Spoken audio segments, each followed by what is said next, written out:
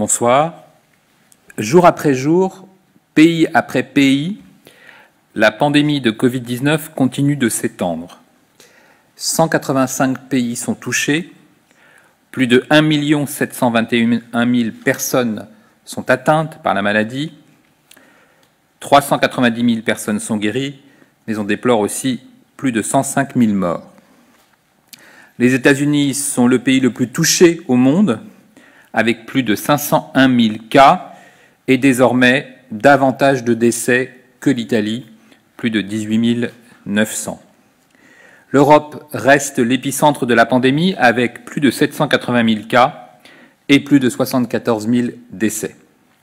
L'Espagne observe un tout début de régression avec 161 900 cas et près de 16 400 morts. En Italie, l'épidémie poursuit là aussi une très lente régression avec plus de 147 600 cas et près de 18 800 décès. En France, nous sommes confrontés à une épidémie massive, meurtrière, qui a atteint, vous le savez, un niveau inégalé, qui aujourd'hui a touché plus de 93 790 cas confirmés par test PCR, soit 3 114 de plus qu'hier. Et depuis le début de l'épidémie, plus de 67 300 personnes ont dû être hospitalisées.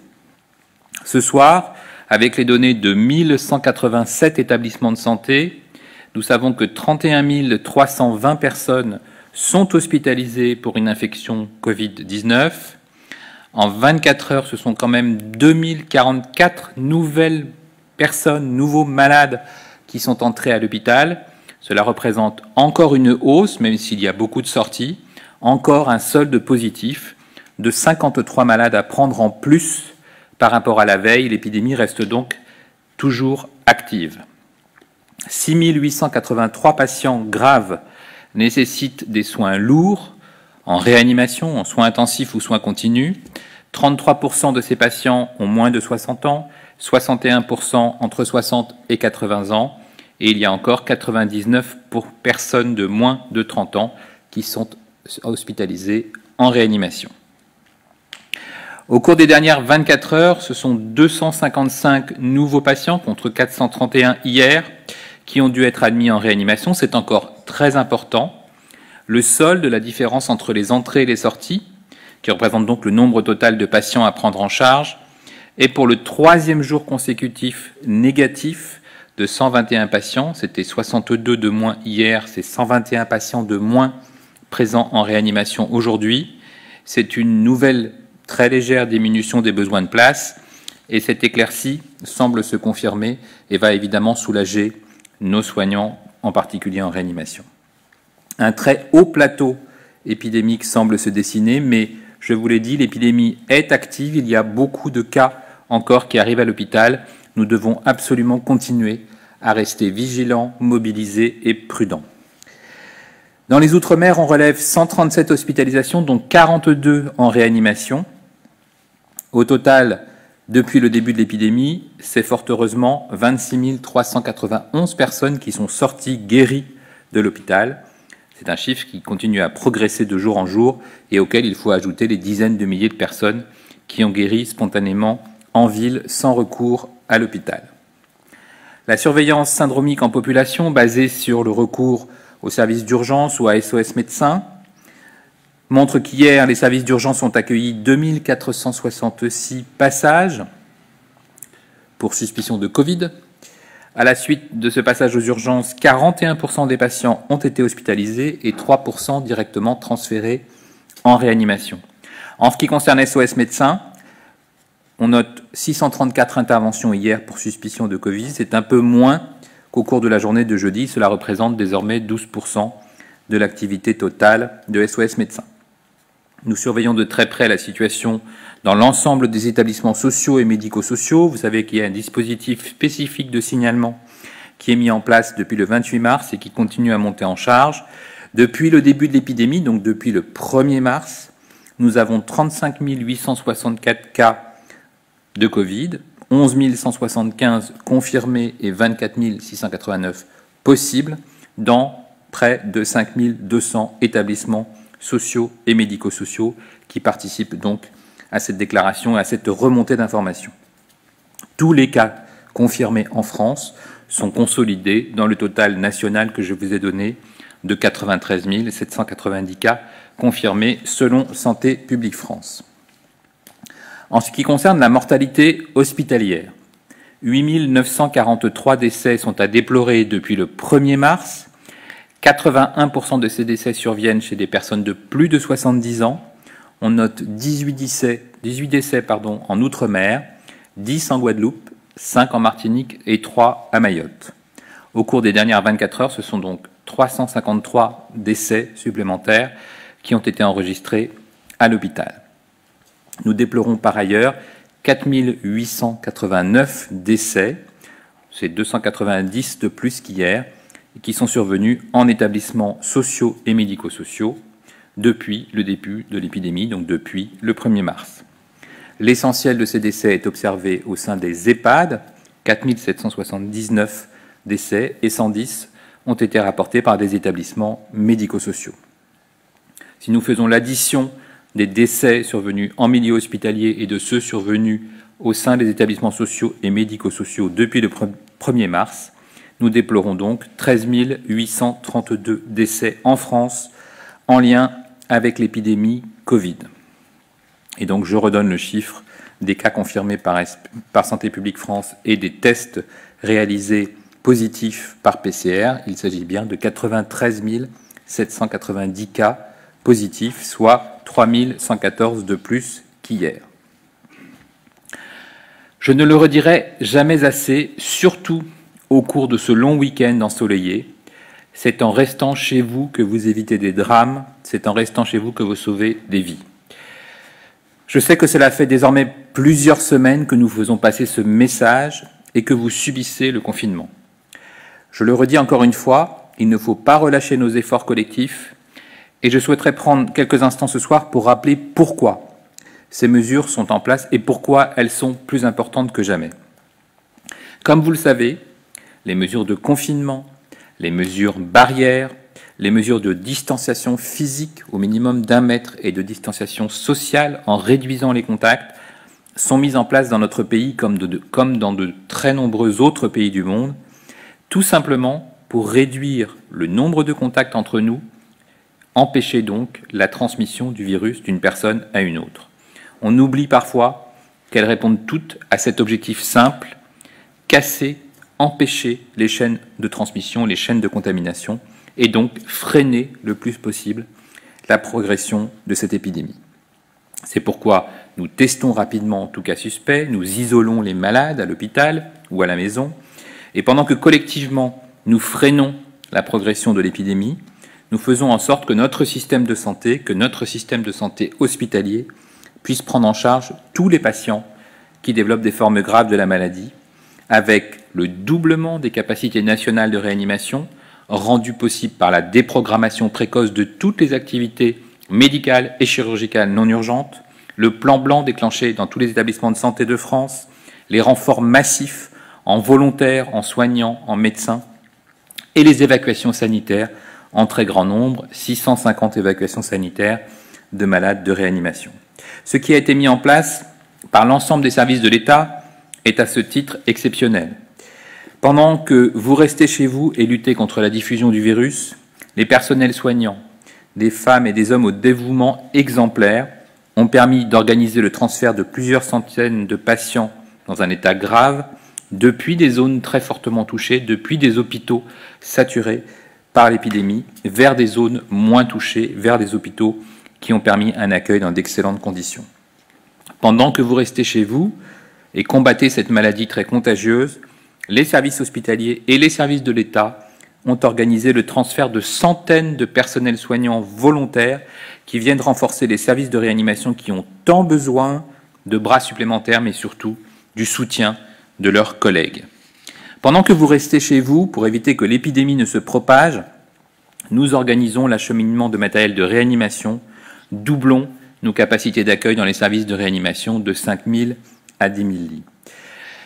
Pendant que vous restez chez vous et que vous réalisez de magnifiques actions de proximité, de solidarité, nous faisons en sorte que la progression de l'épidémie ne dépasse jamais la capacité de notre système de soins à accueillir et à soigner tous les malades.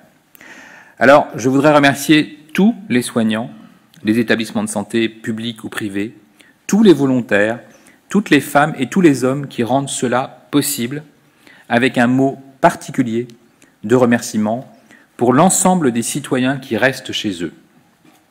Je vous remercie toutes et tous et vous invite à continuer à vous protéger et à protéger vos proches, en particulier les plus fragiles d'entre nous, nos aînés, et à continuer à aider nos personnels de santé à faire le remarquable travail qu'ils accomplissent jour après jour, nuit après nuit, heure après heure. Vous pouvez aussi vous applaudir pour cela. J'ai dit hier que nous avions amorcé un très haut plateau. Si cela se confirme, c'est que nous aurons réussi cette première étape tous ensemble. Cela signifie que les mesures de confinement produisent leurs premiers effets. Mais cela reste un très haut plateau. Nos services de réanimation prennent en charge un nombre totalement exceptionnel de patients. Les admissions à l'hôpital restent très nombreuses. Les médecins de ville, les médecins spécialistes sont inquiets de la dégradation de l'état de santé de leurs patients les plus fragiles et nous déplorons malheureusement de beaucoup trop nombreux décès. Nous devons donc tout faire pour prendre en charge au mieux les malades atteints du Covid, mais aussi tous les malades non atteints du Covid, les infarctus du myocarde, les accidents vasculaires cérébraux, les pathologies chroniques décompensées, toutes celles et tous ceux qui ont besoin maintenant, aujourd'hui, de soins spécialisés en ville ou à l'hôpital. C'est pour cette raison qu'il est beaucoup trop tôt et absolument pas raisonnable de faire des pronostics sur l'avenir. Nous le savons tous, cette crise est inédite, cette crise est grave et elle va durer. Restons pleinement mobilisés et solidaires. Je vous remercie. 2 questions pour Le Monde. La directive de la DGS selon laquelle le port du masque pour les soignants en EHPAD n'est recommandé qu'en cas de Covid avéré ou suspecté n'a-t-elle pas favorisé la propagation du virus dans les établissements? La DGS a-t-elle fait évoluer cette directive? Depuis quand? Quelle est-elle à ce jour? Alors la directive, elle est la même depuis le début. Vous savez que les personnels de santé se protègent depuis des années en milieu de soins, en milieu hospitalier, avec des masques chirurgicaux selon les situations, notamment de transmission en gouttelettes, avec des masques FFP2 quand il y a un haut risque, un acte invasif ou une pathologie transmise par voie aérienne, c'est le cas de la tuberculose. Et puis, on insiste depuis des années aussi pour le port du masque chez les malades, que ce soit à l'hôpital et en ville. Et vous savez notamment que les campagnes d'information sur la grippe ont régulièrement rappelé l'importance du port de masque pour les malades. Donc c'est la pratique que nous avions depuis plusieurs années. Sur cette épidémie de Covid, nous avons beaucoup insisté pour que les soignants se protègent et c'est pourquoi nous avons fait des efforts considérables pour réserver les masques soignants aux soignants. Et pour les EHPAD, le ministre a insisté sur cette priorité donnée aux EHPAD pour que les personnels qui travaillent en EHPAD puissent se protéger, puissent protéger les résidents par le confinement de l'EHPAD, par le confinement en chambre de tout résident, et puis surtout par la mise à disposition de ces mesures barrières, de ces masques qui peuvent servir lorsque l'on pense être porteur du virus, lorsque l'on est malade, mais aussi de l'importance du test rapide en EHPAD, que ce soit un personnel qui pense être malade, que ce soit un résident qui a des symptômes, pour que nous ayons en permanence un lien entre un établissement de ce type et un milieu hospitalier, entre un établissement de ce type et un laboratoire, et pour que l'accès aux tests se fasse dans les meilleures conditions. Est-il possible de connaître le nombre de personnes de plus de 65 ans ou plus largement de personnes âgées décédées du Covid à domicile? Ce chiffre peut-il être obtenu en déduisant les décès à l'hôpital des plus de 65 ans et les décès en EHPAD, nombre total de décès recensés par l'INSEE? Dans ce cas, est-il possible d'avoir ce chiffre depuis le 1er mars? Alors, là, je pense qu'il faut que j'explique comment fonctionne le recueil de mortalité en France. Tout décès survenu en France est signalé à l'état civil et en mairie. Que ce décès ait lieu à domicile, donc en ville, en établissement, en institution ou en milieu hospitalier, toutes les déclarations de décès reviennent vers la mairie, vers l'état civil et sont donc analysées par l'INSEE et par Santé publique France.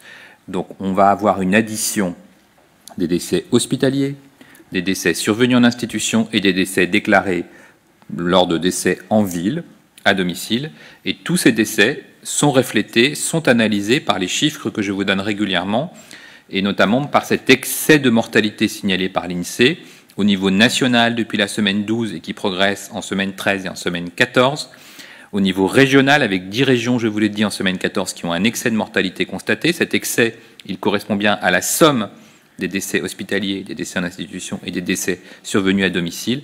Et donc, tous ces décès font l'objet d'une déclaration individuelle et l'INSEE et Santé publique France pourront, lorsqu'ils auront accès à toutes ces données, parce que vous imaginez que ce sont des données en très grand nombre, expliquer quel est cet excès de mortalité, chez qui il est survenu, si c'est plutôt des hommes, plutôt des femmes, quel âge a la personne qui est décédée et de quoi elle est décédée, puisqu'il y a une partie qui est réservée aux médecins, qui est une partie d'information confidentielle, qui est analysée aussi. Et donc nous aurons, dans les prochaines semaines, un début d'analyse de ces causes de décès pour pouvoir mieux interpréter, parmi cet excès de mortalité, quelle est la part qui est imputable au Covid et quelle est la part qui est imputable à des causes extérieures, à d'autres causes que le Covid. Une question pour VL Média. Une étude menée par les universités de Louvain et d'Eindhoven démontre que la portée des molécules expulsées en cas de toux ou d'éternuement est plus grande lors d'un footing. La DGS recommande-t-elle d'augmenter la distance entre les joggeurs? Le port obligatoire d'un masque alternatif pour limiter les risques lors d'un footing est-il à l'étude? Alors, la DGS recommande systématiquement de respecter les distances physiques. Je suis frappé encore de voir que les gens ne respectent pas ces distances, c'est vraiment important. On a noté que dans les transmissions gouttelettes, lorsque l'on éternue, lorsque l'on tousse, effectivement, il faut être très attentif à respecter les gestes barrières, bien éternuer dans son coude, dans un mouchoir, et ne pas éternuer en plein air, puisque là, c'est là que l'on crée un risque d'aérosol. Et donc, il faut effectivement que toutes les personnes qui sortent, c'est même pas uniquement les joggeurs, mais que toutes les personnes qui sortent, elles sont parfois nombreuses, quand elles sont dans une file d'attente, quand elles sont devant un magasin, quand elles sont devant une institution, qu'elles soient vraiment très attentives à cette distance. Quand on compare parfois les pays européens avec les pays asiatiques, on voit qu'on n'a pas exactement la même discipline. Il faut vraiment qu'on soit très attentif à laisser cette distance entre nous, que ce soit dehors, que ce soit lors d'une activité physique, mais aussi au travail, puisqu'on voit encore des gens qui n'ont pas complètement ce réflexe parce qu'ils travaillent, et tant mieux parce qu'ils sont utiles, mais vraiment, voilà, être attentif en permanence et se dire, est-ce que je respecte vraiment cette distance minimale d'1 mètre ? Une question pour RTL. En mars, la mortalité à domicile, toutes causes confondues, a bondi en France par rapport à mars 2019. L'INSEE recense des pics à plus 44% pour l'Île-de-France et plus 32% pour la région Grand Est. Avez-vous une estimation de quelle est la part de ces décès à domicile dus au coronavirus? Alors, ce ne sont pas les décès à domicile. C'est là qu'il y a une erreur. Les décès qui sont déclarés à l'état civil sont tous les décès. Tout revient à l'état civil. Quand vous décédez à l'hôpital ou quand vous décédez en institution ou quand vous décédez à la maison, ça arrive forcément à la mairie. Et donc, c'est là que l'état civil recense l'ensemble des décès qui lui sont adressés. Et donc, les chiffres que l'on donne, les chiffres de l'INSEE, sont bien des mortalités toutes causes et tous lieux confondus. Il n'y a qu'un seul total national. Cette augmentation, elle est réelle. Je l'ai citée, elle est même très importante en semaine 14. Au niveau national, il y a 10 régions qui sont en excès, il y a 40 départements qui sont en excès, 7 qui le sont avec un excès exceptionnel. J'ai cité ces départements, les départements notamment franciliens. Et donc, on aura effectivement un jour la part des décès survenus à l'hôpital que je donne, ceux survenus en institution, et puis le delta qui correspond finalement aux décès en ville, à domicile. 2 questions pour Diaspora News Magazine. Qu'en est-il des essais thérapeutiques du Kaletra dans le traitement du Covid-19, produit initialement prescrit pour le traitement du VIH? Alors, c'est effectivement une démonstration que l'ensemble des molécules que l'on suspecte d'une activité, au moins in vitro, sur le coronavirus sont testées. Il y a de très nombreux essais en France, à l'international, et évidemment sur les antiviraux comme sur les antirétroviraux, puisque le Kaletra que vous citez est une molécule antirétrovirale utilisée dans le traitement du VIH. Pour l'instant, aucun essai thérapeutique en France ou dans le monde n'a démontré une efficacité confirmée d'une molécule. Nous l'attendons évidemment avec impatience, qu'il y ait une bonne nouvelle un jour sur les essais thérapeutiques, mais il faut aussi dire la vérité qu'aujourd'hui, aucune molécule n'a démontré son efficacité dans la prise en charge des patients infectés par le coronavirus. On avance vers le déconfinement et idéalement les populations devraient porter le masque pendant plusieurs semaines. Quelles en seront les modalités dans ce contexte? L'État envisage-t-il une mise à disposition gratuite? Alors, vous savez que l'heure n'est pas au déconfinement, c'est même peut-être encore plus au respect strict du confinement, des mesures barrières, des gestes de distanciation physique et sociale. C'est vraiment le message que je souhaite faire passer ce soir.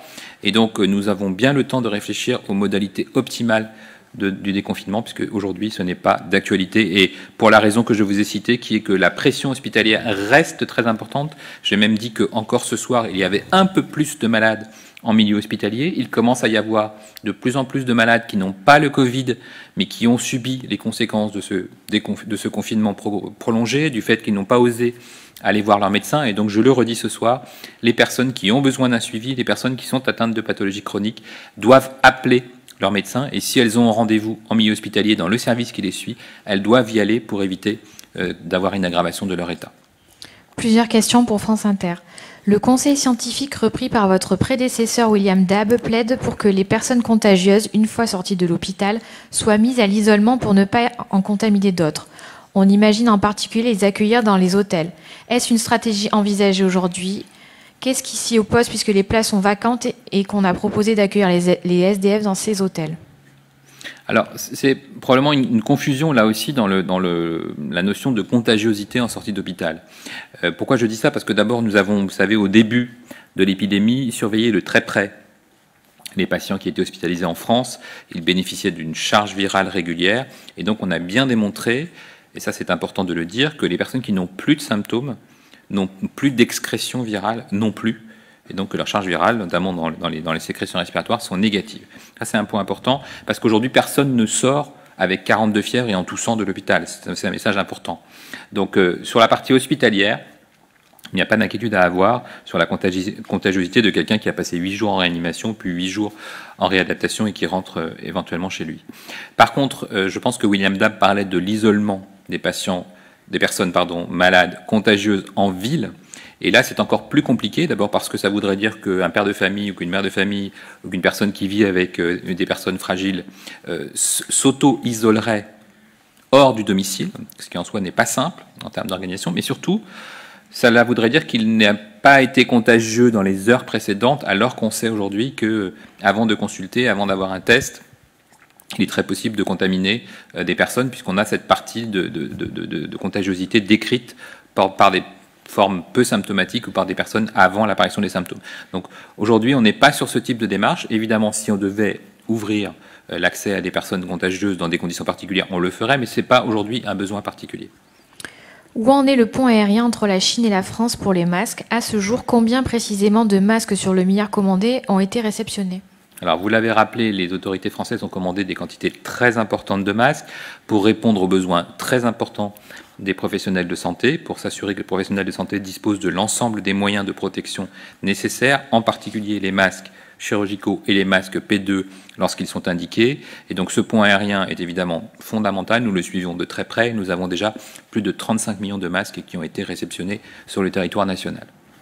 L'Islande montre qu'en connaissant la prévalence de l'épidémie, on lutte mieux. Hormis celle déjà mentionnée dans l'Oise et le Grand Est, une enquête de prévalence à plus large échelle est-elle envisagée par questionnaire éventuellement?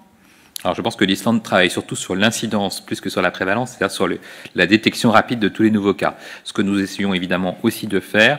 Les enquêtes de prévalence ont débuté dans de très nombreuses populations. Il y a des enquêtes sur les prélèvements sanguins, il peut y avoir aussi des enquêtes de type INSEE.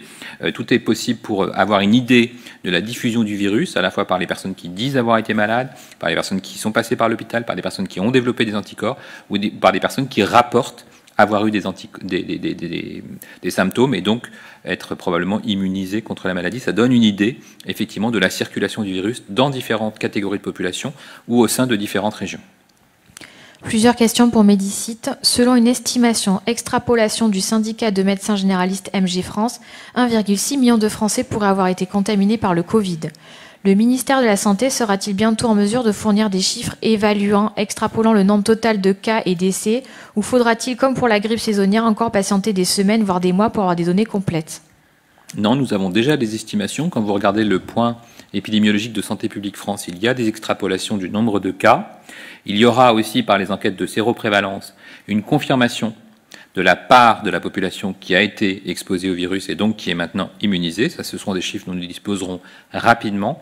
Enfin, sur les décès, nous les donnons très régulièrement. Donc, nous avons déjà une estimation très précise de l'impact de cette épidémie meurtrière sur la mortalité en France, qu'elle soit nationale, régionale, départementale, hospitalière, en institution ou en ville, puisque la mortalité totale rapportée par l'INSEE, par l'état civil, correspond à l'addition des décès hospitaliers, des décès en institution et des décès survenus à domicile.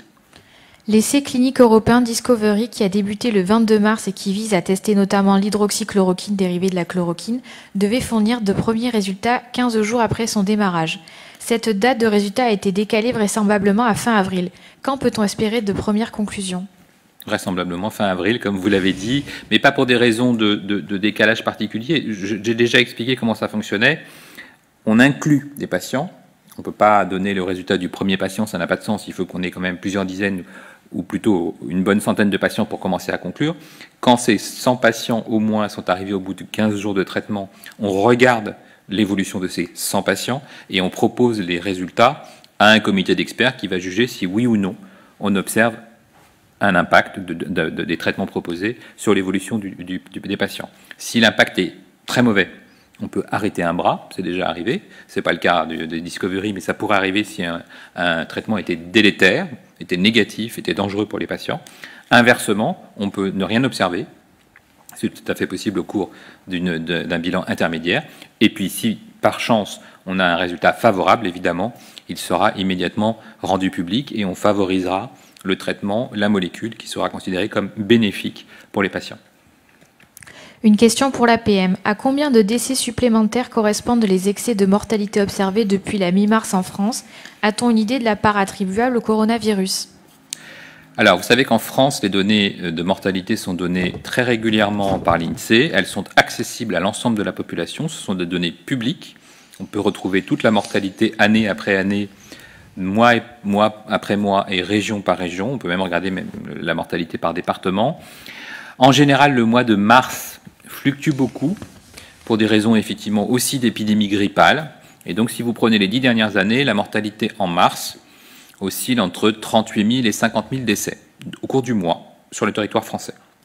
Donc, au mois de mars 2020, nous nous sommes retrouvés avec un mois de mars qui succédait à un hiver relativement calme, où il n'y a pas eu d'épidémie importante de grippe.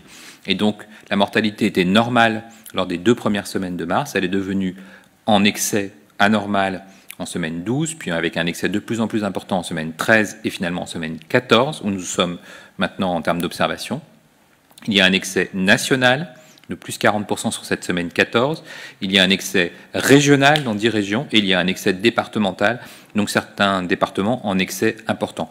Et donc on peut considérer que sur un mois où il y a à peu près 40 000 ou 45 000 décès, chaque semaine, c'est 10 000 décès qui sont observés en France. Donc l'excès de mortalité peut être calculé sur cette mortalité moyenne par semaine en France. Une question pour Hospimédia. Quelle est la situation actuellement dans les maisons d'accueil spécialisées et les foyers d'accueil médicalisés? Alors c'est ce que nous observons aussi, c'est pourquoi nous observons tous les foyers de maladies et tous les décès survenus dans l'ensemble des établissements sociaux et médico-sociaux. Il n'y a pas que les EHPAD, il y a tous les établissements. Et nous sommes très attentifs, premièrement, à leur donner l'accès aux moyens de protection, deuxièmement, à leur donner l'accès aux tests pour pouvoir effectivement rapidement tester soit le personnel, soit les résidents. Et puis nous observons effectivement la situation épidémiologique et les éventuels décès au sein de ces institutions. Une question pour RFI. À la suite de la publication de l'avis du Conseil scientifique sur la question de l'outre-mer, est-ce qu'une stratégie est en train d'être mise en place et prend en compte les recommandations du Conseil, en particulier pour Mayotte? Oui, nous suivons de très près les recommandations du Conseil, mais aussi les demandes des autorités locales, des préfets, des agences régionales de santé qui connaissent parfaitement leur territoire. Il y a des spécificités que vous connaissez aussi outre-mer, parfois l'isolement, parfois des réponses sanitaires inférieures à celles que l'on observe en métropole. Il y a un exemple très concret que les Français peuvent connaître. Il est facile d'évacuer un patient par route ou par train en métropole. C'est évidemment beaucoup plus compliqué outre-mer. Et donc nous sommes attentifs à ces particularités, à ces spécificités ultramarines, et nous renforçons considérablement les moyens sanitaires de tous ces territoires. Plusieurs questions pour BFM TV sur les masques. Où en est-on des livraisons de masques? Concernant les commandes réceptionnées de l'étranger, quel est le dispositif de vérification des normes et quelle est la proportion de masques qui n'étaient pas aux normes et ont été refusés? Alors, c'est les chiffres que je vous ai donnés tout à l'heure. Donc, nous avons ce pont aérien d'importation de masques qui est évidemment important et qui se passe bien. Donc, les autorités chinoises collaborent parfaitement avec les autorités françaises. Il n'y a pas de souci de qualité.